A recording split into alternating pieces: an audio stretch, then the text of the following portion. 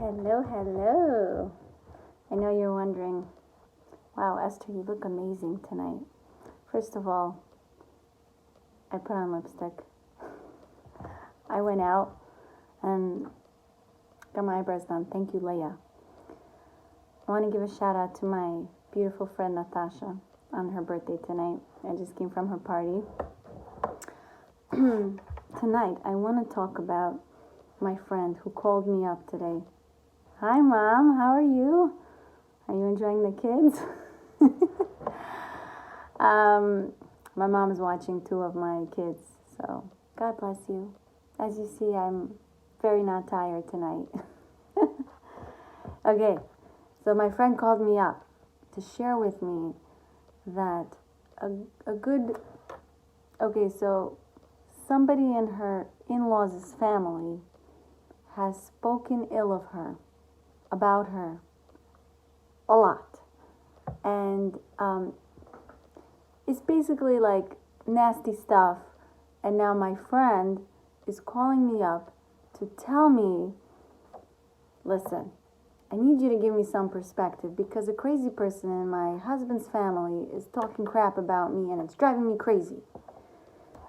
Girl, if you're watching, and we spoke about this, I just want to share with you, other people's opinions of you don't matter. It's none of your business. And if it does matter to you, the question is not why.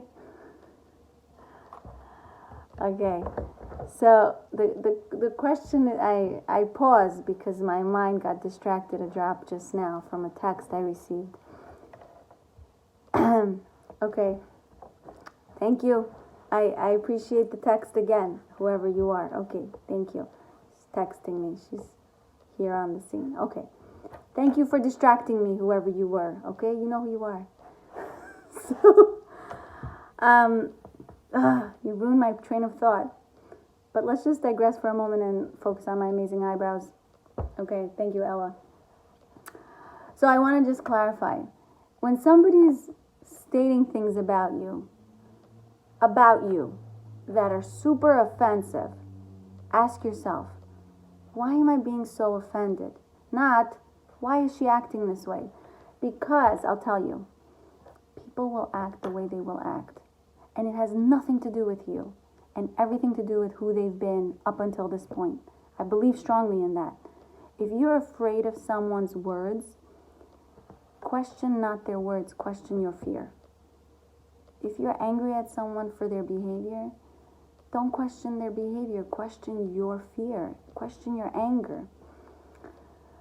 Today morning when I woke up to take a shower at 5 a.m. because I'm writing a book.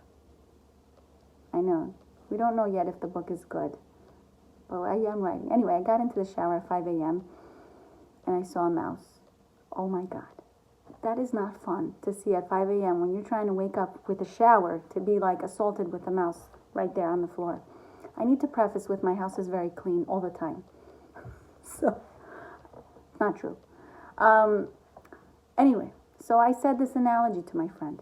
I said to that mouse, I'm not afraid of you, you're afraid of me. And I got into the shower and I took a shower and it was on my mind that mouse might still be around, but I'm like, dude, I am not going to be afraid at 5 a.m. It's too early for fear. I'm just going to take a shower. And I thought about this with her and I said, listen, she's like a mouse. She's there. She's doing her thing. That's what she knows. She knows to speak the way she speaks. That's what she knows. So are you going to be afraid? Is it the mouse's fault that you're afraid? You choose your response. You choose how you behave. That's not the mouse's responsibility for you not to be afraid or to be afraid. That's your responsibility. And if you are afraid, it's about time to question that because it doesn't serve you. And let's be real right now. Does it serve anyone when someone's talking about you? Does it serve anyone for you to absorb that negativity? No, it doesn't help anything. They're not becoming better from you.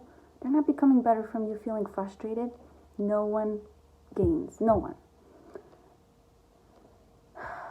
The truth is that person is working through their own fill in the blank. They're working through it. And they have this distorted perception of the world. Do you know that happy people have a different perception? And unhappy people perceive the world differently than happy people. It's not about the life experiences that make people happy. It's not about winning the lottery that make people happy. It's not about amazing things. I mean, there are people who, today I was talking to a friend at the party that I went to, the small, very small, it was 25% capacity if de Blasio's watching. It was 25% capacity. No, but for real, for honesty's sake, it was a very small get-together. Anyway, I was sitting next to this friend. And she was sharing with me all the crazy that her life experiences have brought in her life. And I couldn't help but appreciate her genuine joy in life. I mean, don't get me wrong, she's been through a lot, and she's experienced a lot of pain. And she's told me she's had bad moments. But the fact is, she doesn't stay in that negative space. And then I have people and friends who are successful looking, and all the successful things people look like they have, but they're unhappy.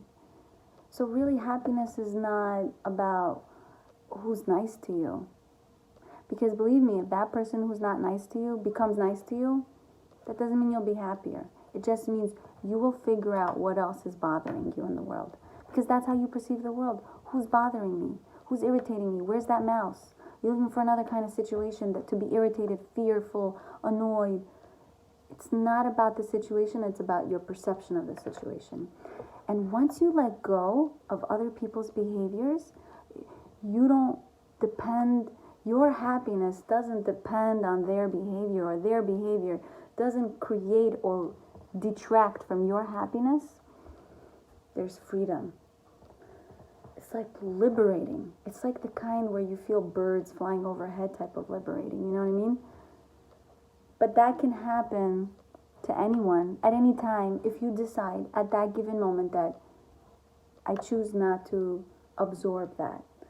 You're the way you are because of the experiences you've had. And I'm not going to let your illness, which is like a mental illness if someone's doing those things, to become my mental illness. You know what I mean?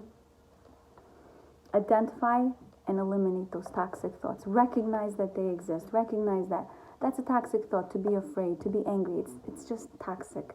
And you are literally falling into the trap of that person's toxic experiences. You're falling aligned with that. That's actually a gift for you to realize that that's happening.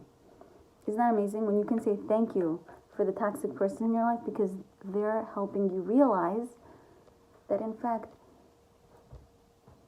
you're doing something that's not conducive to your overall happiness, that you're stuck in that space. And you have to be really miserable to realize that. Sometimes you have to be really miserable with the people around you to actually notice that's happening. And then you're like, dude, I gotta change my life. I had to do that, and look at me. I look amazing.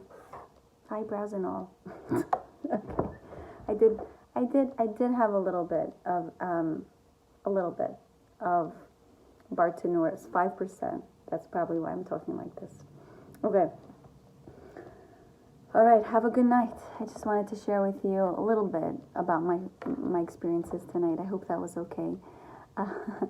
If you'd like to join my group on WhatsApp about Lashon Hara, which is the topic that I was just sharing with you, that talking not good about other people, I do have a group, and I'm sharing it with the people who would like to learn about it. It's my soothing voice in the mornings, okay? For those of you wondering what it is, it's the book that I'm reading. Okay, I'm losing the viewers as I'm sharing this information because nobody cares. Okay, in all honesty though, it's a good book and I share it. Highly recommend. It's called Purity of Speech. I shall go. It's getting late. Have a good night. Bye.